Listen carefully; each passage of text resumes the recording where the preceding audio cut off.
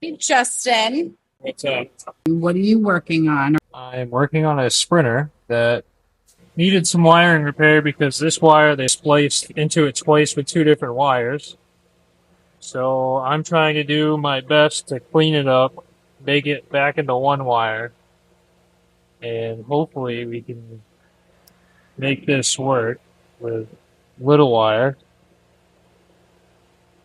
I think they spliced it for their trailer hitch. Are they heating it up? Yeah, so this is a solder connection. It's actually heating my fingers and it hurts. So there's a little band of solder in there. So it'll pre-solder it, and then it's got these two little glue things, so it'll seal it so water can't get in there. Being a tail light, you want it to be watertight.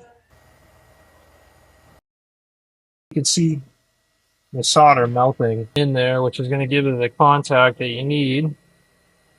And then you want to make sure you heat up the edges, get that glue to seal, so no water can get in. Yeah, the solder is now finally spreading. And you want it to cool down. You don't want to move it right away because it's still hot, it's malleable. You want it to harden up. But yeah, no, they spliced this one wire so many times and I had to shorten it up. That was the lovely connections, not watertight.